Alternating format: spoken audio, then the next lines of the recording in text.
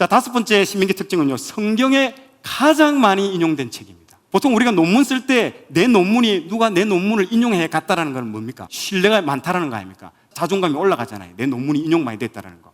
신명기가 그 책입니다. 구약에서는요, 선지자들은 반드시 읽어야 될 필독서가 신명기입니다. 그리고 왕을 견제하기 위해서 이 신명기를 읽고 왕이 제대로 이 말씀대로 사나 안 사나 딱 보다가 바로 잘못 살면 바로 가서 그냥 바로 직언해버리는 겁니다. 말씀대로 왜 안 사냐고.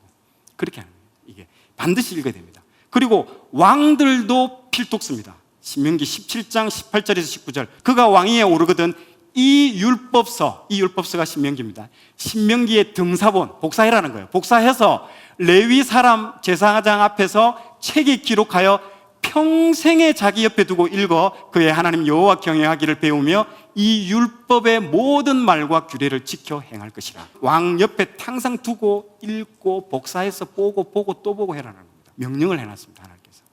그런데 어떻게 됐을까요? 말씀대로 지키지 못했죠. 다윗은 싸움하느라고 바빠가지고 책 읽을 시간도 없었어요. 정신이 없었습니다. 그래서 누가 그 역할을 했을까요? 나단 선지자가 그 역할을 했죠. 바로 그래 바세바하고 이렇게 문제가 생겼을 때 바로 가서 이렇게 바로 직언을 해버리잖아요. 나단 선지자가 신명기를 읽고 한 거예요. 그리고 솔로몬도 지킨 기록이 없습니다. 읽었다는 기록도 없고요. 요시야 때 이제 처음 이걸 지켰습니다. 신명기 책을 읽고 그걸 읽자마자 막 옷 찢고 막 눈물 흘리고 해서 우상 산당들 다 제거하고 종교 개혁을 일으키잖아요. 유월절을 그때 처음 지켰습니다. 다윗도 유월절 안 지켰고요. 솔로몬도 유월절 다 안 지켰어요. 그런데 유일하게 요시야 때 그때 유월절이 처음 지켜집니다. 오랫동안 안 지켜지다가 요시야 종교개혁이 역대하 34장에 나옵니다. 여러분들 열왕기하하고 역대하하고 비슷한데요, 그래도 여러분들 역대하를 보는 게 좋습니다. 열왕기는 이스라엘 북쪽하고 남쪽을 다 기록한 책이기 때문에 대략 기록되어 있습니다. 그러나 역대는 차이점이 뭐냐면 남쪽에 있는 남유다의 왕들을 전문적으로 기록한 책이기 때문에 아주 디테일하게 나옵니다. 그래서 항상 남쪽 왕에 대해서 궁금한 거 있으면 역대기를 읽으시면 좋습니다. 역대하 34장에 보면요, 무리가 여호와의 전에 헌금한 돈을 꺼낼 때에 제사장 hil기야가 모세가 전한 여호와의 율법책을 발견하고, 이 율법책입니다. 이 신명기입니다. 사반이 왕 앞에서 그것을 읽으며 왕이 율법의 말씀을 듣자 곧 자기 옷을 찢더라. 종교개혁을 이걸 읽고 나서 했습니다. 이게 그동안에 책이 어디 있는지도 몰랐던 거예요. 그러다가 성전 청소하다가 헌금통을 꺼내다가 거기 딸려오는 거예요. 뭐야 하면서 딸려온 게 책이 신명기 책이 딸려온 거예요. 그걸 읽어보니까 뭐 땅을 치고 이제 눈물 흘리면서 우리가 왜 이렇게 안 지켰냐고, 몰라서 못 지켰다는 거죠. 이 그림이 이제 이거잖아요. 이게 요시야가 이제 발견돼가지고 쭉 읽는 겁니다. 너희는 가서 나와 및 이스라엘과 유다의 남은 자들을 위하여 이 발견한 책의 말씀에 대하여 여호와께 물으라. 우리 조상들이 여호와의 말씀을 지키지 아니하고 이 책에 기록된 모든 것을 준행하지 아니하였으므로 여호와께서 우리에게 쏟으신 진노가 크도다 하니라. 그러니까 책이 어디 있는지도 몰랐던 거야. 책이 막 아무데나 가는데도 찾지도 않고, 없다고 해서 뭐 찾으려고 하는 사람도 없었고, 우연히 그것도 헌금 가져오다가 딸려서 와가지고 발견한 거예요. 책이. 안타까운 거죠. 자, 신약으로 넘어가겠습니다. 신약은요, 놀라지 마십시오. 무려 80번 신명기가 인용됩니다. 예수님은 아예 끼고 이게 살았습니다. 신명기 책은. 자, 예수님 광야 시험입니다. 예수께서 대답하여 이르시되 기록되었으되, 두 번째 또 기록되었으되, 기록되었으되, 이 세 구절의 모든 이 기록된 말씀이 신명기에 기록된 말씀입니다. 이게 누굽니까? 사탄하고 한판 맞짱 뜰 때잖아요. 이게 세 번의 그 대결할 때 그 세 번의 모든 말씀을 다 신명기서에서 인용을 해서 사단을 대적합니다.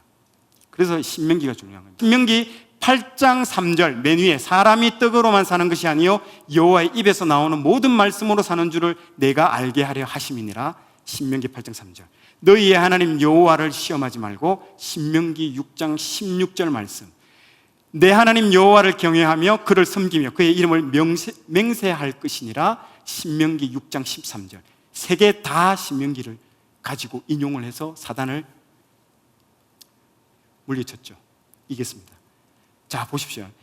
이 세 가지 특징이 있는데요, 이게 예수님께서 사단의 광야에 40일간 시험 받을 때의 특징이 있는데, 다 사단은 보이는 것으로 시험했습니다. 돌로 떡을 하나 만들어봐라. 먹고 사는 문제 해결해봐라. 먹고 사는 문제. 성전 꼭대기에서 뛰어내려라. 슈퍼스타 한번 돼봐라. 능력을 보여줘봐. 사람들은 일을 확 이렇게 하게끔. 눈에 보이는 거. 천하 내게 경배하면 천하만국과 그 영광을 주리라. 눈에 보이는 거. 근데 거기에 대해서 예수님은 다 어떻게 했습니까? 눈에 보이지 않는 것으로 다 응답하십니다. 하나님의 말씀으로 대적했고요. 하나님을 시험하지 말라 하고요. 하나님을 경외하고 섬기라고. 우리는 뭘 쫓습니까? 눈에 보이는 거 쫓잖아요. 내 눈에 보이는 거. 아까처럼 남한테 내가 인정받고 슈퍼스타처럼 인정받고 먹고 사는 문제 어떻게든 해결하려고 하는 이 다 눈에 보이는 것만 쫓아다니는 거예요. 근데 예수님은 눈에 보이지 않는 걸 지금 말씀하시고, 고린도후서 우리가 주목하는 것은 보이는 것이 아니요 보이지 않는 것이니 보이는 것은 잠깐이요 보이지 않는 것은 영원함입니다. 저 보십시오. 실제로 저기 빙산의 일각처럼 보이지만 실제로 눈에 보이지 않는 저 큰 빙산이 더 큽니다. 하나님은 보이는 것들을 끊임없이 무너뜨립니다. 바벨탑, 사람들 끊임없이 눈에 보이는 바벨탑 쌓죠. 하나님 바로 무너뜨리십니다. 사람들이 황금송아지, 금을 모아가지고 황금송아지 만들죠. 그때 그 동시에 무슨 사건이 일어났습니까? 시내산에서 모세는 그 하나님에서 시내산 말씀, 눈에 보이지 않는 그 말씀을 받았습니다. 그게 동시에 지금 일어나고 있습니다. 한쪽은 보이는 것 만들고 하나님 한쪽은 보이지 않는 걸 말씀을 받고 있어요.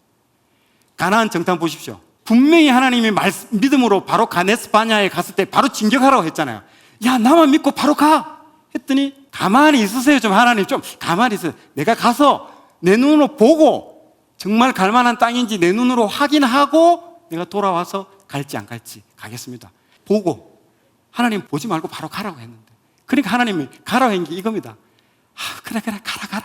아유 이 나쁜 놈, 아유 가라. 그래서 가라의 그 가라지 정말 좋아서 그래. 이게 아니에요. 이 녀석들 안타깝다. 그래 가라. 이마트 그 장난감 가게 앞에서 다리를 흔들면서 안 사주면 울겠다가 그래 사줄게. 안 좋은 거 뻔히 알면서 그가 똑같은 거예요, 진짜. 그리고 보십시오. 로마 제국, 페르시아 제국, 그 제국들 지금 다 어디 있습니까? 다 없습니다. 폐허더미에 하나도 남은 거 없습니다. 다 무너뜨리십니다, 하나님. 보이지 않는 것과 보이지 않는 겁니다. 출애굽 1세대와 2세대입니다. 출애굽 1세대는 봤습니까? 안 봤습니까? 하나님 기적, 홍해 갈라지는 거 전부 다 봤습니다. 홍해 닫히는 거 봤습니다. 그리고 만나와 다 봤습니다. 그리고 유월절 그 애굽 땅에 있는 장자들이 죽는 거 전부 눈으로 똑똑히 다 봤습니다. 그런데 본 사람은 어떻게 됐습니까? 다 죽었습니다. 못 들어갔습니다. 근데 2세대 신명기 이 설교 3편만 듣고 보지 않고 듣은 사람들은 어떻게 돼요? 가나안 다 들어갔습니다. 보지 않은 사람은 다 들어갔습니다. 본 사람은 다 죽었습니다. 보는 게 중요한 게 아닙니다. 여러분 항상 보고 놀란 거 보는, 영으로 말씀을 듣는 게 제일 중요합니다. 말씀을 영으로 듣는 게 중요한 것이죠. 막 이상한 거 보여달라고 계속 필요 없습니다. 보는 게 중요한 게, 어떤 사람 그러죠. 하나님 내가 보여주면 내 예수 믿겠다. 거짓말입니다. 봐도 안 믿습니다. 왜? 이스라엘의 1세대가 그걸 증명해주고 있지 않습니까? 자, 가이사라 빌립보에서 어떤 사건이 일어났습니까? 베드로가 어떤 얘기를 했지 않습니까? 그 놀라운 베드로의 선포가 가이사라 빌립보에서 일어났는데요. 가이사라 빌립보가 어떤 도시냐면요, 로마 황제가 그 헤롯 왕한테 그 땅을 줬습니다. 그래서 헤롯 왕 그 아들이 그 분봉왕 헤롯 빌립입니다. 그래서 가이사라는 것은 로마 황제의 이름이고요, 빌립은 그 헤롯 왕 아들의 이름을 따서 가이사라 빌립보거든요. 그 도시는요, 로마의 샘플 도시입니다. 로마를 그대로 옮겨난 하나의 샘플로 만들어 놓은 도시예요. 그 신전도, 로마의 그 각종 신들을 모아놓은 신전도 엄청나게 크고요. 그리고 거기 있는 건물들은 헬라 제국의 모든 건축 양식들이 다 만들어져요. 근데 거기에 13명이 갔잖아요. 12제자와 예수님. 누구가 갔습니까? 갈릴리 촌뜨기들이 다 갔잖아요. 완전 시골 중에 시골, 그 갈릴리의 시골에 있는 사람들이 가서 그 봤을 때, 그러니까 투메 산골에 있는 사람이 청와대에 갔다 생각해 보십시오. 이게 무엇이, 여기 살면 얼마나 좋을까? 이 평당 얼마까? 사면서 제자들, 그리고 그 눈을 감고 한번 생각해 보세요. 그 그리며, 그리고 그 그리에 건축물이며, 그 그리에 그 가로수에 심겨져 있는 열매들, 모든 게 로마의 그 멋진 도시를 그대로 옮겨놓은 도시입니다. 눈에 보이는 그 놀라운 도시입니다. 거기에서 예수님이 질문을 한 거죠. 사람들이 나를 누구라고 생각하느냐? 질문을 합니다. 그런데 너희는 나를 누구라고 생각하냐 물어보잖아요. 그때 베드로가 바로 나중에 주는 그리스도시요 살아계신 하나님의 아들이라고 바로 대답해 버립니다. 그 대답하는 순간 생각해 보십시오.